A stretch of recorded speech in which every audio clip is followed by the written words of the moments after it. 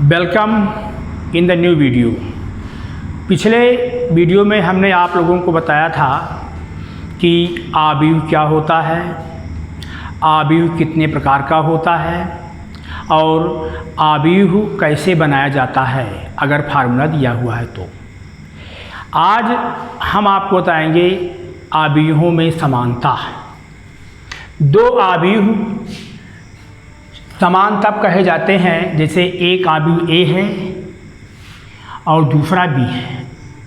ये दोनों आव्यूह समान तब कहे जाते हैं जब ये समान कोट के हों। यहाँ पर ए की कोटि m क्रॉस n और b की m क्रॉस n, दोनों की कोटियाँ यहाँ पर समान हैं। अगर ये कंडीशन फुलफिल होती है तो उन्हें हम समान आव्यूह कहते हैं। दूसरी चीज़, आव्यूह ए का प्रत्येक अवयव बी आव्यूह बी के संगत अवयव के बराबर हो। ए जैसे A I J is equal to B I J, I और जे के सभी मानों के लिए ये दोनों बराबर हों तब तो उन्हें हम समान आव्यूह कहते हैं, अन्यथा नहीं। उदाहरण के लिए जैसे ये आव्यूह दिया हुआ है, ये दोनों आव्यूह इक्वल हैं, तो इसका तात्पर्य ये हुआ कि ये वाला अवयव इसके बराबर हो, ये इसके बराबर हो, ये इसके बराबर हो। -6 -6 a -1 -3 के इक्वल हो, 0 2c + 2 के इक्वल हो, b -3 2b + 4 के इक्वल हो, -21 -21 0 और 0। ये हुए आव्यूह ए का प्रत्येक अवयव आव्यूह बी के संगत अवयव के बराबर है। अब हम आगे चलते हैं। इस समान आव्यूह की मदद से हमें x, y, z, a, b के मान ज्ञात करने हैं। अब हम कैसे ज्ञात करेंगे, इसके लिए हम आपको एक आसान सी ट्रिक बताते हैं। x + 3 = 0, क्योंकि दोनों आव्यूह बराबर हैं इसलिए आव्यूह ए का प्रत्येक अवयव आव्यूह बी के प्रत्येक अवयव के बराबर होगा। z + 4 इसका संगत अवयव है 6, 2y - 7 = 3y - 2। -6 है। अब a - 1 = -3, क्योंकि इसका संगत अवयव -3 है। 0 और 2c + 2 संगत अवयव हैं, 2c + 2 = 0। अब b - 3 और 2b + 4 ये दोनों बराबर होंगे। b - 3 = 2b + 4, -21 -21 0 और 0। इस तरह से हमें ये समीकरण प्राप्त हुए। अब इस समीकरण को हल करके हम x, z, y, a, c, b के मान ज्ञात करेंगे। कैसे ज्ञात करेंगे? x + 3 = 0। इसका मतलब हुआ x = 0 - 3 को हम पक्षांतर करेंगे तो इसका साइन चेंज हो जाएगा, माइनस हो जाएगा, यानी x = -3। अब इस समीकरण में आएंगे, z = 6 - 4 दैट इज 2। तो इस तरह से z क्या मान हमारा 2 प्राप्त होता है। 2y 3y को इधर पक्षांतर लेंगे तो इसका चिन्ह बदल जाएगा, -3y = -2। अब -7 को उस साइड ले जाएंगे, पक्षांतर करेंगे तो इसका साइन हो जाता है +7। अब इसको घटाएंगे, -y = 5। इसका मतलब हुआ y = -5। अब इस समीकरण पर आएंगे, a = -3, -1 को पक्षांतर करेंगे इसका साइन बदल जाके प्लस हो जाएगा और ये आंसर हमारा आएगा -2। ए आ गया -2। अब यहाँ पर चलते हैं 2c = 0 - 2, तो c हुआ -2/2 = -1। अब यहाँ पर आते हैं b - 2b = 4 + 3, यानी -b = 7 और b हुआ -7। इस तरह से हमारे x y के मान हुए, x हुआ -3, y हुआ -5, z हुआ 2, a हुआ -2, b हुआ -7 और c हुआ -1। इस तरह से अवयवों की समानता के आधार पर हमें x, y, z, a, b, c के मान प्राप्त हुए। इस तरह से दो अवयवों की समानता के आधार पर हम विभिन्न वैल्यूज़ के मान ज्ञात कर सकते हैं। अब हम बताएंगे अवयवों में योग। दो अवयव को किस तरह से योग किया जाता है, इसके बारे में अब हम अध्ययन करेंगे। जैसे एक अवयव a है, aij, और दूसरा अवयव b है, bij। अवयव a की कोटि है m × n और अवयव b की कोटि है m × n। अब यहाँ पर हम देख सकते हैं कि अवयव a और अवयव b दोनों की कोटियाँ समान हैं। तो अवयवों में योगफल तभी होता है जब दोनों अवयव की कोटि समान हो। अगर कोटि समान नहीं है तो उसमें योग नहीं होता है। अर्थात a, अब इन दोनों c = a + b। अब a और b को योग करके जो हमारा अवयव c प्राप्त होता है, उसकी भी कोटि m × n ही होगी। जो कोटि a की है वही b की है, और योग करने के बाद वही c की कोटि प्राप्त होती है।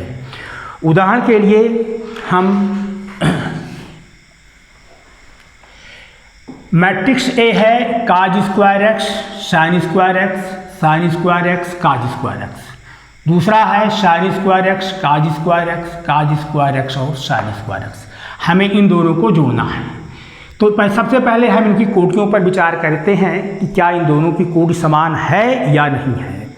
अगर कोटि समान नहीं है तो हम योग नहीं करेंगे, अगर कोटि समान है तो हम योग करेंगे।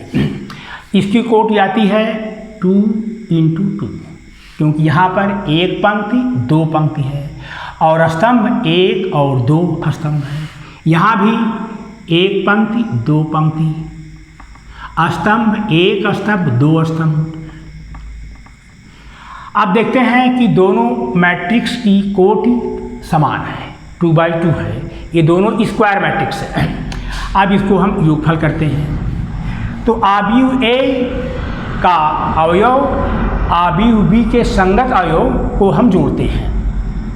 तो cos² x यहाँ पर है, इसका संगत sin² x है। तो हम लिखेंगे cos² x + sin² x। अब इसको जोड़ेंगे तो हुआ sin² x + cos² x। अब दूसरी पंक्ति में आते हैं, sin² x है, यहाँ cos² x है। इन दोनों को योग करते हैं, sin² x + cos² x। अब यहाँ पर आते हैं, इसका संगत अवयव sin² x है, तो हम लिखेंगे cos² x + sin² x। इस तरह से ये दोनों अवयव को जोड़ने के बाद हमें ये अवयव प्राप्त हुआ। अब हम जानते हैं कि cos² x + sin² x 1 होता है, तो इसकी जगह पर हम 1 लिखेंगे।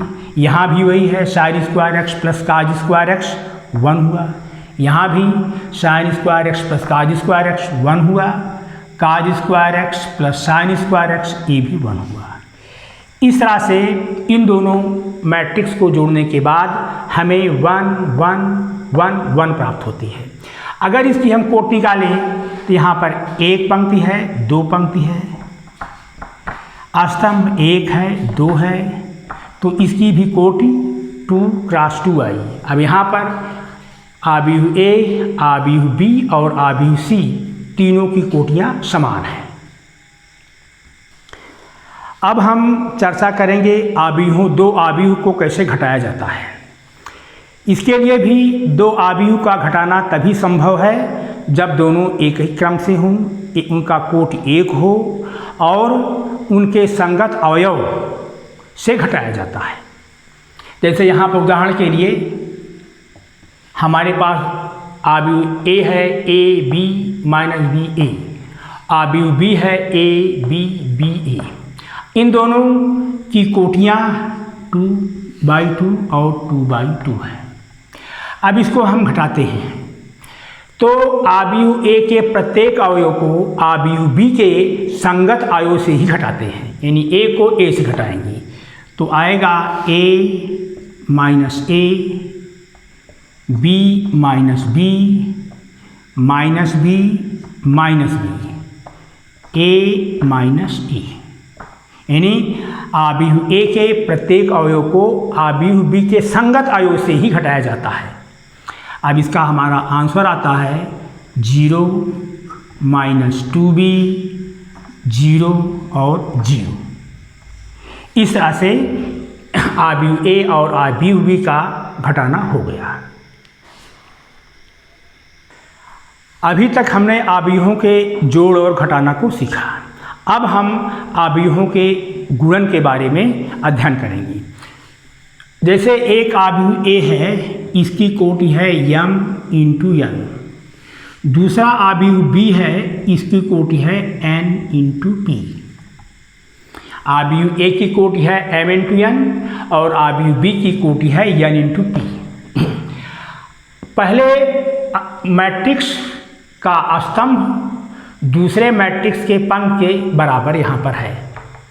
अगर ऐसा होता है तो उनका गुणन संभव है, यानी पहले आव्यूह में स्तंभों की संख्या और दूसरे आव्यूह के पंक्तियों की संख्या अगर बराबर है तब तो गुणन संभव है। अगर ऐसा नहीं है तो गुणा करना संभव नहीं है। अब इनको गुणा करने के बाद जो हमें मैट्रिक्स प्राप्त होगी उसकी कोटि m p m cross p होगी, यानी n और n दोनों गायब हो जाएंगे, m और p बचता है। इस तरह से a m cross n into b n cross p is equal to c m cross p ये होता है। उदाहरण के लिए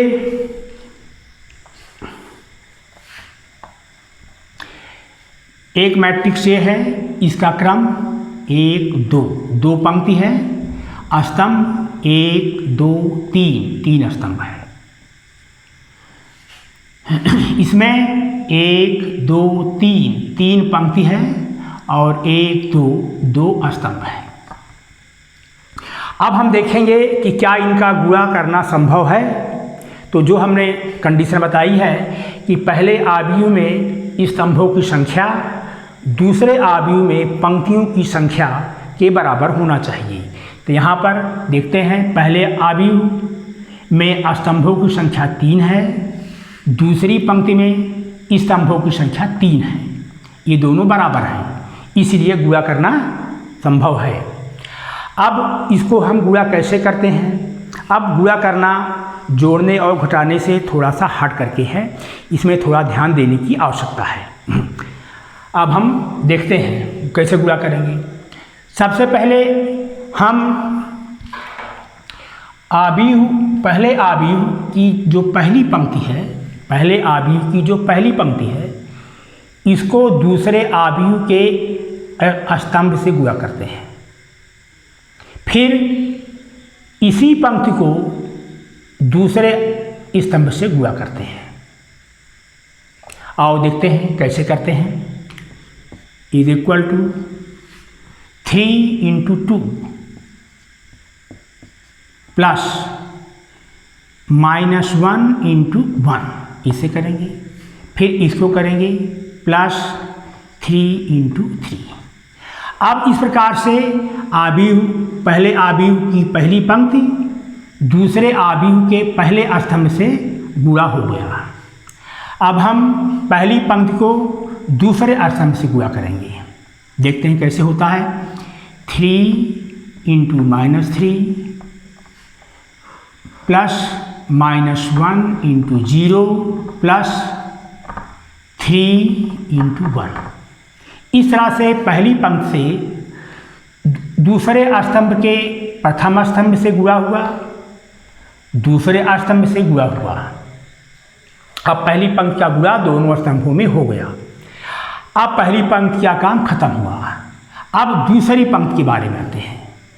अब दूसरी पंक्ति को उसी प्रकार से पहले प्रथम स्तंभ से फिर द्वितीय स्तंभ से गुणा करेंगे और इसके नीचे लिख देंगे। आगे देखते हैं। प्रथम द्वितीय पंक्ति को प्रथम स्तंभ से, तो -1 × 2 प्लस 0 × 2 प्लस 2 × 3। अब द्वितीय पंक्ति को दूसरे स्तंभ से गुणा करेंगे तो क्या होगा? -1 × -3 प्लस 0 × 0 प्लस 2 × 1। इस प्रकार से प्रथम आव्यूह के दोनों पंक्तियों का दूसरे आव्यूह के दोनों स्तंभों से गुणा हो गया।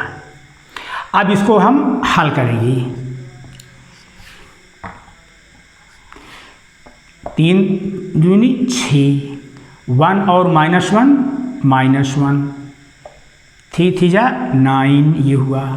यहाँ पर लिखेंगे -9 प्लस 0 प्लस 3। अब इसके पास आते हैं -2 प्लस 0 प्लस 6। अब यहाँ पर आते हैं माइनस का गुणा प्लस हुआ और 3 और 1 का गुणा 3 हुआ। 0 का 0 से गुणा 0 हुआ और 2 और 1 का गुणा हुआ 2। अब इसे और हल करेंगे तो हुआ 6 - 1 5 प्लस 9 14 14 आया।